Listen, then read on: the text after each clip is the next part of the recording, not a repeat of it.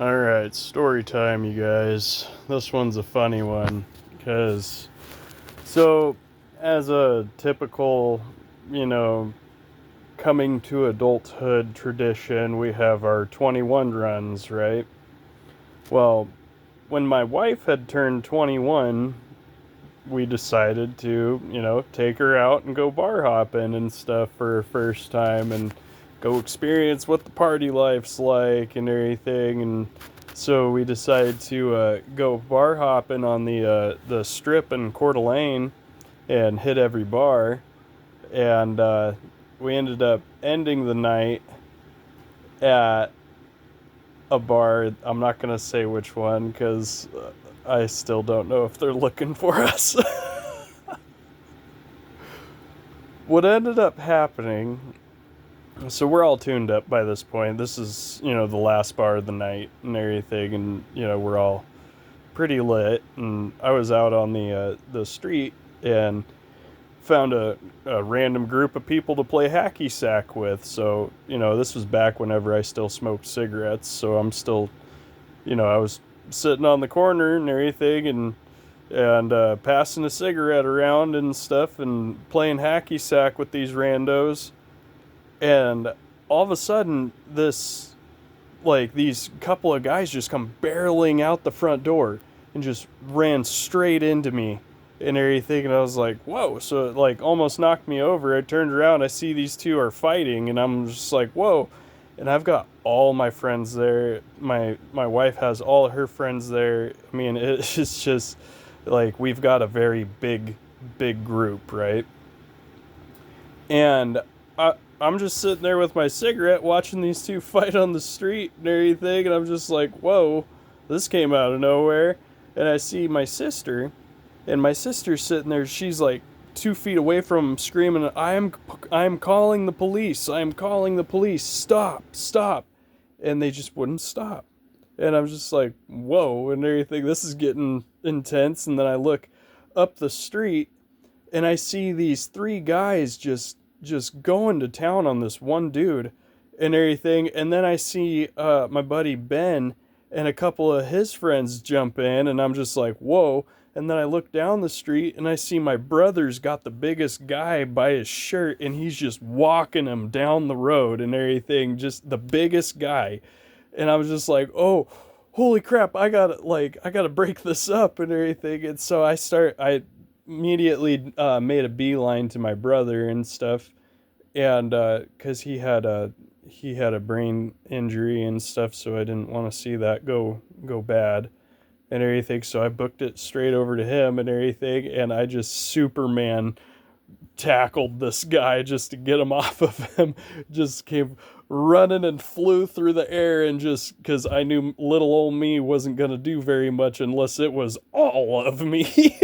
So I Supermaned into this guy, and then we go tumble into the ground, and I come up, I'm like, calm down, it's good, just chill, and everything. And then I just get clobbered in the back of the head, just camera flash and everything. And I turned around, and then it's this chick, not really a chick, because she was very, very manly.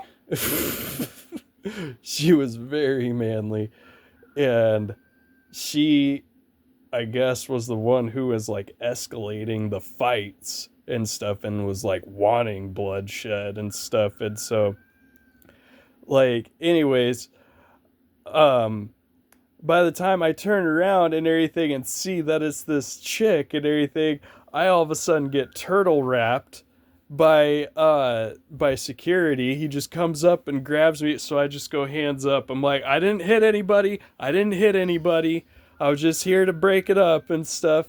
And so he's like, okay, you're good. And I'm like, yeah, I'm good. I didn't hit anybody. I'm not going to. And he was like, okay.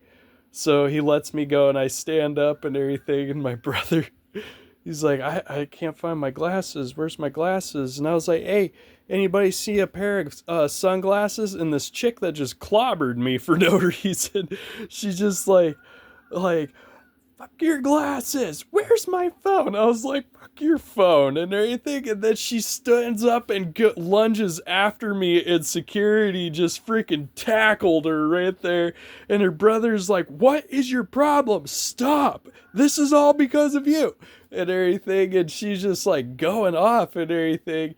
And pretty soon, I get back to my group and everybody's just like, Mitch, are you okay? Are you okay? I'm like, yeah, I'm fine. I'm just fine. And they're like, dude, we saw you get stretched. And I'm like, no, I didn't. And he was like, who was that guy who got stretched then? You got a guy who looks just like you. And I'm like, no, I didn't. I just got hit by this chick. That's it. And everything. And they're like, we swear we saw you, like, two guys pull one arm each and this third guy just wailing into your stomach and everything. We all stepped in and whooped all of them. And I was like, I was just over here playing hacky sack, you guys. And they're like, oh shit, whoopsie. And so, by that time, like, we could hear the sirens approaching and stuff. And one of my buddies was like, I gotta go. I'm still on parole. I'm not even supposed to be here right now. I was just here for the birthday party when none of us knew this was happening. I'm like, go, just go, get out of here and stuff. So there had to have been like 20 people in that fight. Oh my gosh. Like, it took over the whole street. It was literally like a Western scene out of a movie. Like, whoa, that escalated fast. But the story gets richer though, because I mean, that was just the wildest night of all of our lives right there. It was just like, whoa, that, like, terrible thing happened there, but we all had fun. Which is like, that's my friends. That's my friends.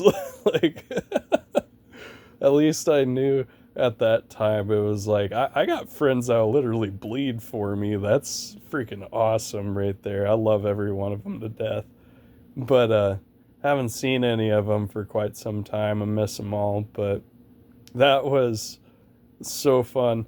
And then, like, I'm going to work a couple months later, right?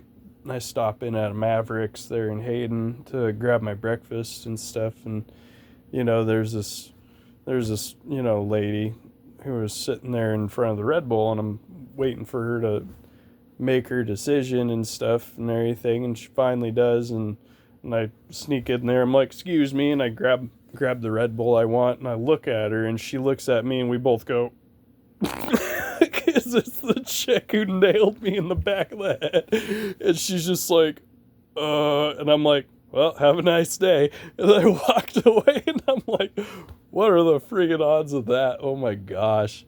Like, seriously.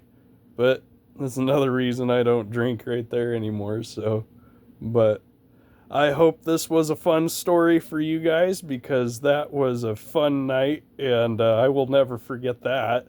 I don't recommend anybody do something like that, but it was hilarious. At least nobody got, you know, seriously injured and stuff, you know.